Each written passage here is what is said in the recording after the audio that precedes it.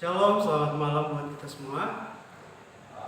Terima kasih banyak untuk waktu teman-teman yang sudah disisipkan untuk mendengarkan renungan yang akan saya bawakan saat ini. Baiklah, sebelum kita mulai dalam mendengarkan firman Tuhan, saya undang kita semua untuk berdoa. Mari kita berdoa. Bapa kami dalam surga, kami mengucap syukur dan berterima kasih kepadamu oleh karena kebaikan dan kasih sayang kepada kami. Engkau menyertai kami hingga pada saat ini, kami dengan tubuh yang sehat dan diberkati dimanapun kami berada. Tuhan Yesus, berkati kami agar semua yang kami dengarkan pada saat ini dapat membuat hati kami lebih yakin bahwa Engkau adalah Allah yang menciptakan kami, menciptakan langit dan bumi. Terima kasih Tuhan untuk mendengar dan menjawab doa kami. Terima kasih Tuhan dan Tuhan Yesus. Amin. Baik, pada saat ini saya akan membahas tentang hukum Allah. Semua orang pasti memiliki hukum, kecuali mereka yang hidup dalam keadaan yang tidak memiliki hukum sama sekali. Nah, pada saat ini kita akan belajar tentang hukum Allah. Hukum Allah diwujudkan dalam 10 perintah dan ditunjukkan dalam kehidupan Kristus. Hukum-hukum ini menyatakan kasih, kehendak, dan maksud Allah. Melalui agen Roh Kudus, hukum itu menunjuk dosa dan menimbulkan suatu perasaan membutuhkan seorang juru selamat. Keselamatan sepenuhnya berasal dari karunia dan bukan oleh usaha, tapi oleh iman dan penurutan kepada hukum Allah. Allah memberikan hukumnya kepada manusia. Dalam Ulangan 33 ayat 2 dan 3 berkata, di Gunung Sinai Tuhan memberikan kepada manusia, bangsa Israel, segala hukum, ketetapan, peraturan, dan undang-undang melalui Musa. Nehemia 8 ayat 2 dan 9. Semua hukum, ketetapan, peraturan, undang-undang yang diberikan kepada bangsa Israel disebut dengan hukum Taurat Musa atau hukum Taurat Allah. Keluaran 20 ayat 2. Allah menyatakan dirinya kepada manusia sebagai penebus dan bukan sebagai raja di atas segala raja atau penguasa dunia ini. Nah, Pengkhotbah 12 ayat 13 berkata, setiap manusia diminta untuk menurut karena kewajiban. Keluaran 20 ayat 3 sampai 17 berkata, 10 hukum disebut juga hukum moral, dibagi dalam 2 bagian. Hukum 1 sampai 4 adalah menyangkut hubungan manusia dengan Tuhan, sedangkan hukum 5 sampai 10, hukum 6 sampai 10 menyangkut hubungan dan tanggung jawab manusia dengan sesama manusia. Sifat hukum Allah. Mazmur 19 ayat 8 dan 9. Hukum Tuhan itu sempurna dan murni. Dalam kitab Roma ayat 12, kudus, benar, dan baik. Sedangkan Mazmur 119 ayat 151 dan 152 berkata bahwa sifat hukum Allah adalah perintah Tuhan itu kekal selamanya. Nah, dalam Roma 7 ayat 14, hukum Tuhan bersifat rohani. 1 Yohanes 3 ayat 4, hukum itu mengatur perilaku manusia yang melanggar hukum berarti itu hukuman Tuhan untuk manusia. Mazmur 119 ayat 96 berkata, hukum Tuhan itu bersifat luas. Itu mengatur bukan hanya saja kehidupan secara fisik, tapi hati, pikiran, dan jiwa. Nah, Mazmur 119 ayat 7, perintah Tuhan itu menyenangkan. 1 Yohanes 5 ayat 3, perintah Tuhan itu tidak berat. Nah, maksud hukum. Kenapa hukum ini ada? Hukum ada karena ada suatu maksud. Nah, kita akan dengarkan maksud dari hukum ada. Yang pertama, Pengkhotbah 12 ayat 13 dan 14. Hukum Tuhan menjadi standar penghakiman. Nah, jelas hukum Tuhan ada supaya ada standar penghakiman di dalam kehidupan manusia. Kalau tidak ada hukum, bagaimana kita mengetahui bahwa hal yang telah manusia lakukan adalah benar atau salah? Yakobus 2 ayat 12. Hukum itu memerdekakan orang. Nah, ketika ada orang yang tertindas, ada orang yang bertindak kasar kepada terhadap seorang dan yang lain, maka hukum sangat diperlukan untuk mengadili, untuk mengambil keputusan apakah yang dilakukan itu benar atau salah. Oleh karena itu hukum disebut sebagai kemerdekaan orang. Hukum dalam Ulangan 9 ayat 9 adalah hukum berfungsi sebagai perjanjian kekal. Nah, dalam hubungan manusia dengan Tuhan, seringkali ada suatu perbuatan menyimpang ataupun perbuatan yang tidak baik dari manusia. Oleh karena itu hukum ada. Hukum ada untuk mengingatkan manusia bahwa apa yang dilakukan itu salah. Dalam Yakobus 1 ayat 23 sampai 25, hukum berfungsi sebagai cermin untuk menunjukkan dosa manusia. Tanpa ada hukum, manusia tidak tahu apakah dia sedang berbuat hal yang benar ataupun hal yang tidak benar. Dan karena ada hukum, manusia bisa tahu bahwa yang dilakukan itu adalah salah atau benar. 1 Yohanes 3:4, dosa adalah pelanggaran hukum Allah. Artinya adalah ketika kita berbuat dosa, berarti kita sedang melanggar hukum Allah. Hukum Allah ada untuk menyadarkan orang bahwa dia telah berbuat dosa. Roma 7 ayat 7 berkata, oleh hukum Taurat kita mengenal dosa. Sangat jelas. Hukum Taurat ada sehingga kita dapat mengenal apa itu dosa. Galatia 3 ayat 24. Hukum Taurat adalah penuntun bagi manusia sampai Kristus datang agar dibenarkan karena iman. Nah, jelas banget ya. Hukum Taurat adalah penuntun. Ketika seorang manusia berbuat hal yang baik, menuruti semua perintah Allah, yaitu 10 hukum, maka dia akan diberikan keselamatan karena dia beriman kepada Kristus. Yakobus 1 ayat 25. Hukum Taurat memberikan kebahagiaan. Dengan adanya hukum Taurat akan terjadi sebuah timbal balik. Ketika orang berbuat salah, dia akan dihukum. Ketika ada seorang yang menjadi orang yang disepelekan ataupun dikasari atau menjadi korban, maka orang yang berbuat kasar akan diadili, dan itu menjadi sebuah pengadilan untuk semua manusia. Jadi turutilah segala hukum atau perintah Allah. Nah, dalam kitab Matius 7 ayat 21, memanggil nama Tuhan dan menuruti hukumnya akan membuat kita masuk ke dalam kerajaan surga. Lihat, kalau kita percaya kepada Tuhan dan menuruti segala hukumnya, maka kita akan mempunyai kerajaan surga. Mazmur 119 ayat 1. Hidup berbahagia.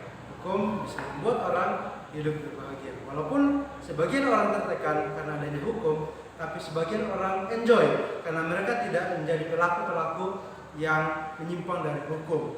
Orang yang merasa tertekan saat ada hukum adalah mereka yang suka melanggar. Jadi introspeksi diri, apakah kita merasa terbeban dengan adanya hukum atau peraturan, ataukah kita enjoy dengan semua peraturan yang ada?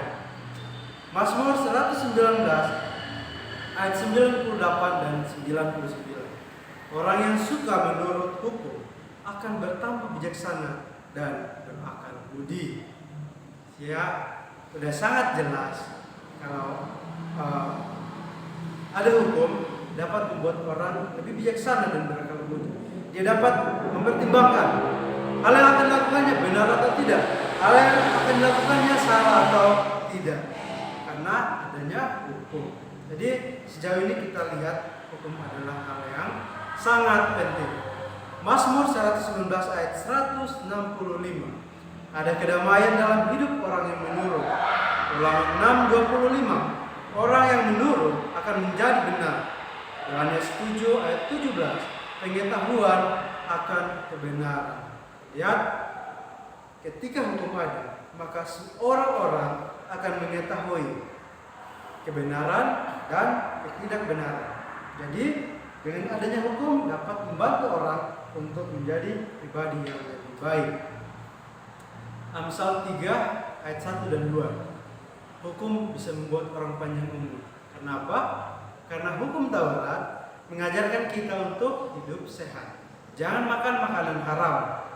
Adalah suatu hukum untuk membuat manusia lebih sehat. Jangan mengambil yang bukan kepunyaannya, atau jangan mengingini.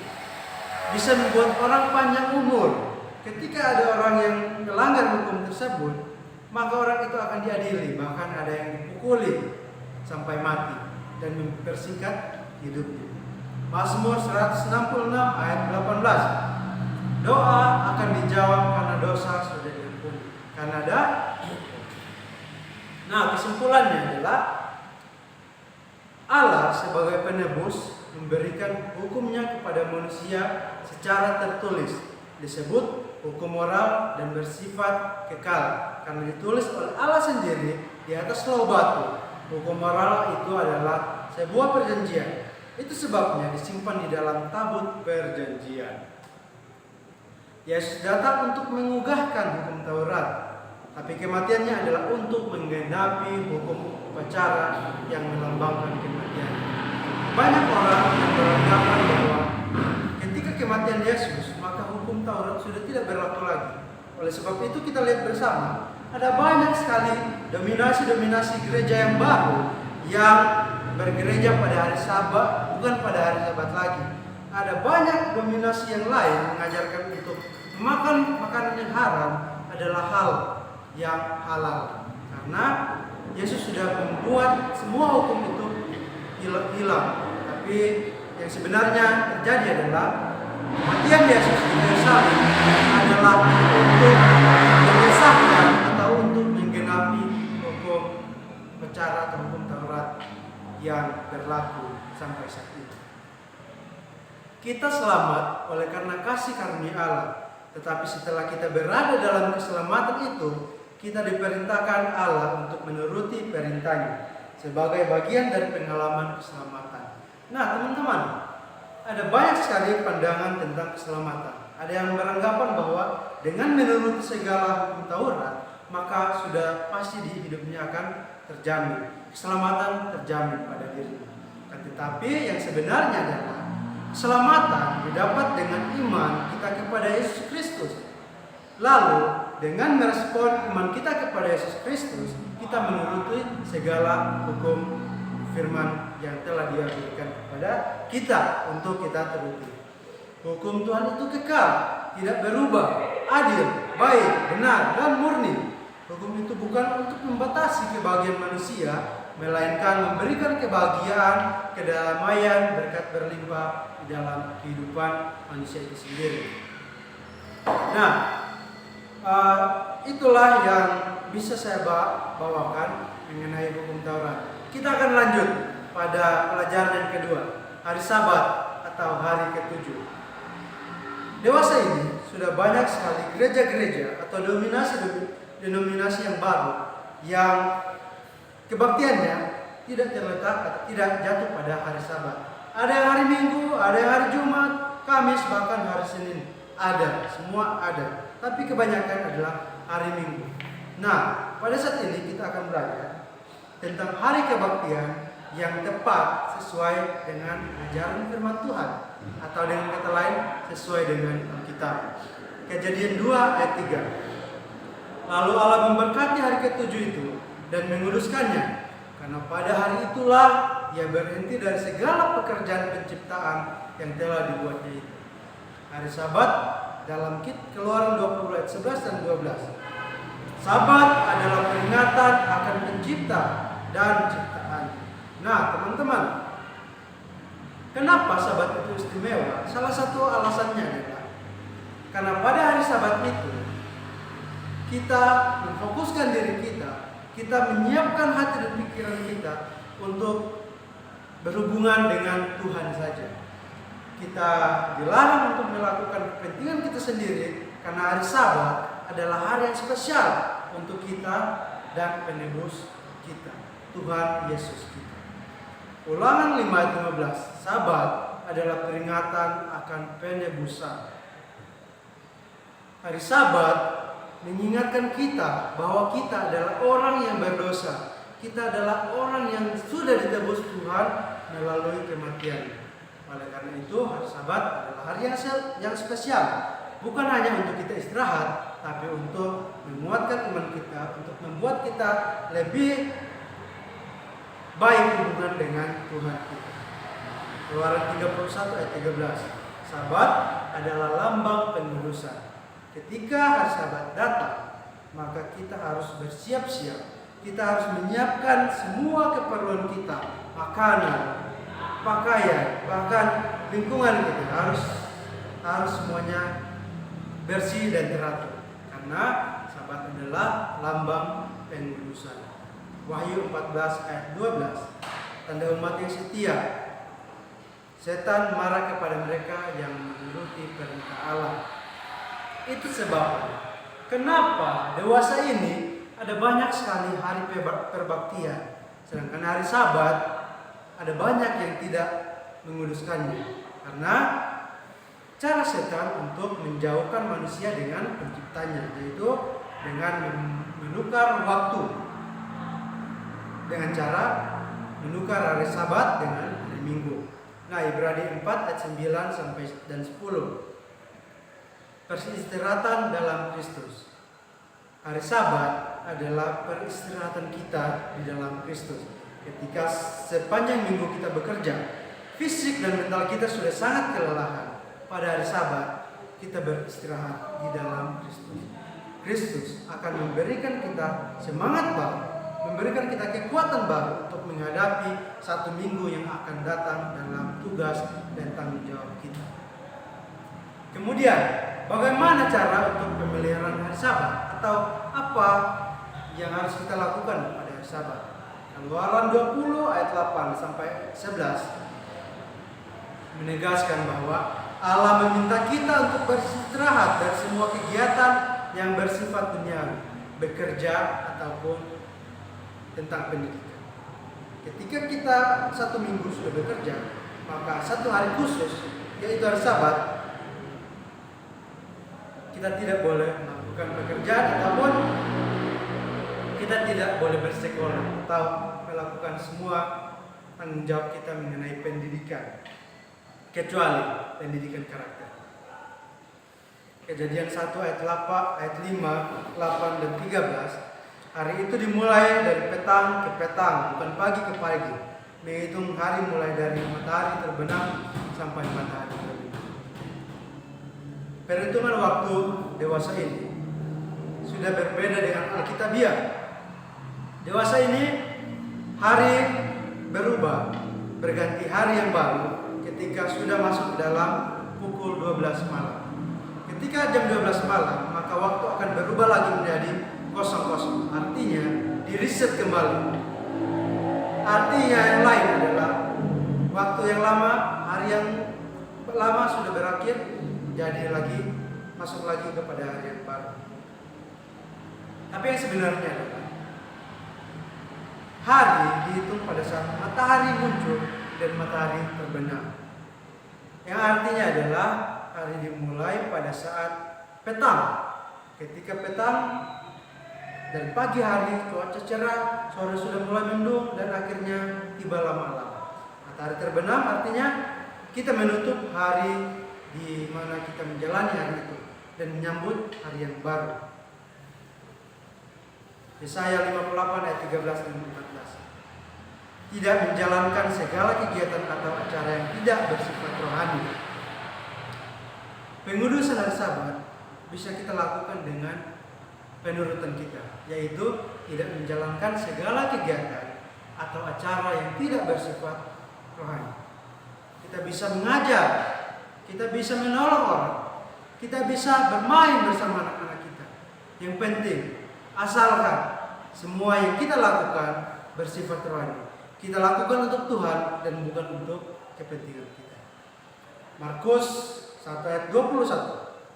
Sabat digunakan untuk berbakti kepada Tuhan di dalam bait suci atau di gereja atau dimanapun. Hari Sabat kita gunakan semua waktunya untuk kemuliaan nama Tuhan. Kita bisa berbincang dengan teman-teman dan orang tua dan saudara-saudara kita.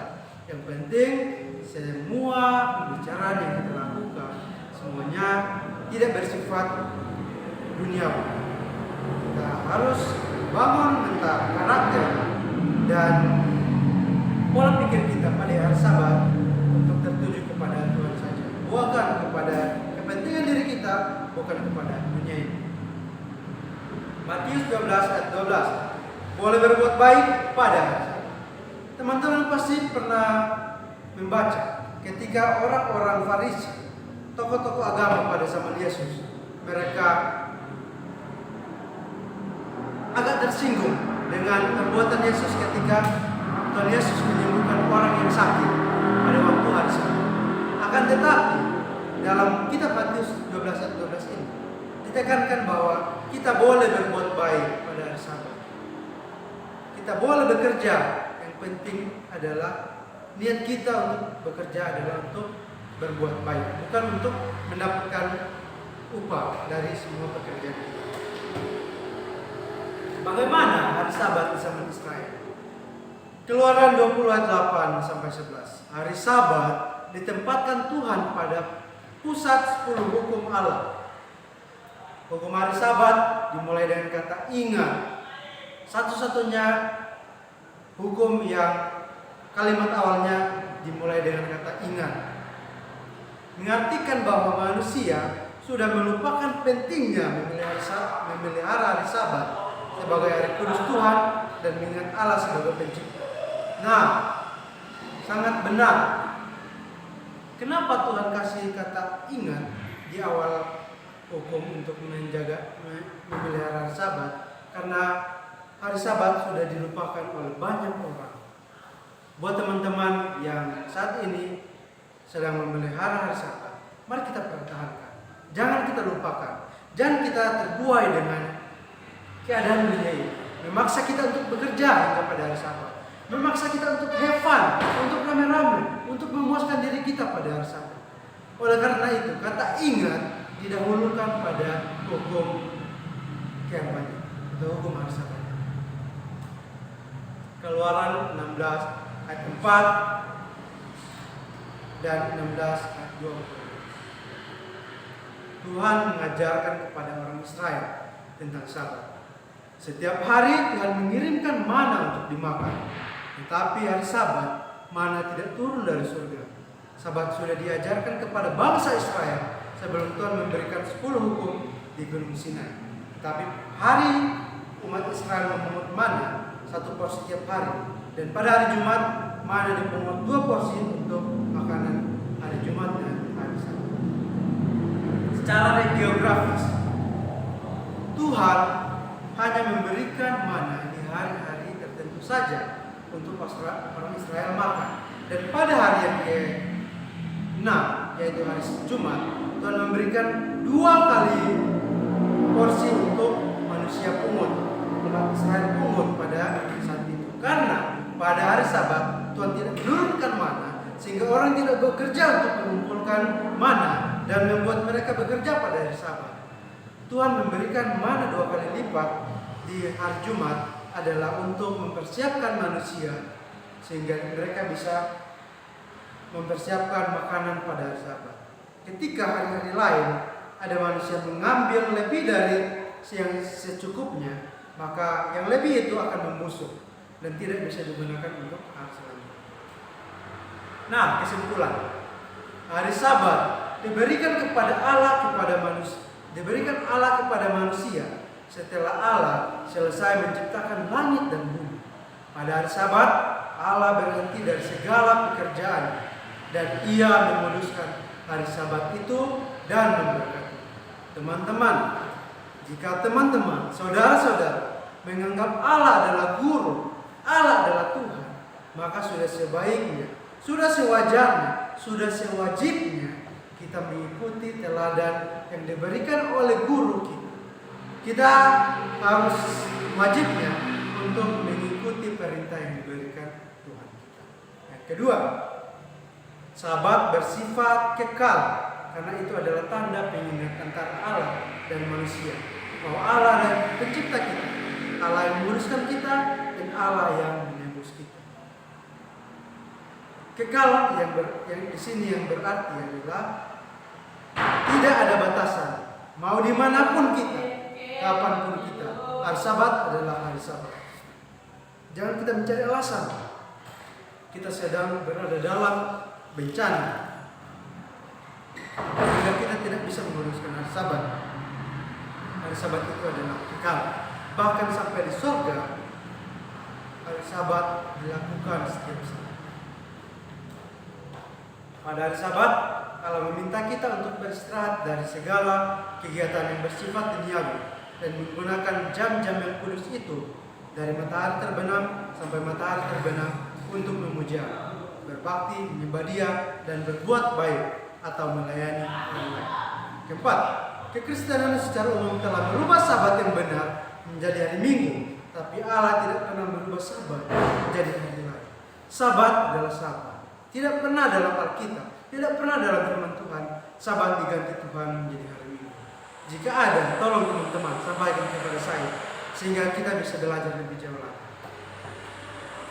Demikianlah yang bisa saya sampaikan untuk semua teman-teman, semua saudara-saudara yang mendengarkan firman Tuhan ini. Mari kita hilangkan keegoisan kita. Mari kita hilangkan sifat atau pemikiran kita bahwa kita akan dijauhkan oleh orang lain ketika kita mengganti hari Sabat dengan mengganti hari kebaktian yang hari Minggu kepada hari Sabat. Karena yang sebenarnya adalah hari Sabat telah diganti oleh manusia, telah diganti oleh iblis untuk menjatuhkan manusia pada hari Minggu. Mari kita kembalikan lagi kepercayaan kita. Mari kita kembalikan lagi apa yang telah Allah firmankan, bahwa hari Sabat adalah hari ketujuh atau kita kenal dengan hari Sabat. Jangan menjadi pecundang sehingga kita tidak mau berbakti kepada Tuhan di hari Sabat karena akan dijauhi oleh orang banyak. Awalnya kita akan berhadapan dengan orang-orang yang keras kepada kita tentang hari Sabat. Namun ketika kita menunjukkan perubahan kita menjadi ke arah yang lebih baik, orang-orang yang tadinya mempersalahkan kita, mereka sendiri akan melihat Kristus hidup dalam diri kita. Dan tanpa kita menyuruh, tanpa kita melawat, tanpa kita memberitahu bahwa kita harus beribadah pada hari Sabat, mereka akan dengan sendirinya oleh bantuan Kristus, Roh Kudus, datang untuk berbakti lagi pada hari yang sebenarnya, hari Sabat Tuhan yang telah Tuhan ciptakan. Tuhan Yesus memberkati kita semua. Saya bawa dalam nama Yesus. Amin.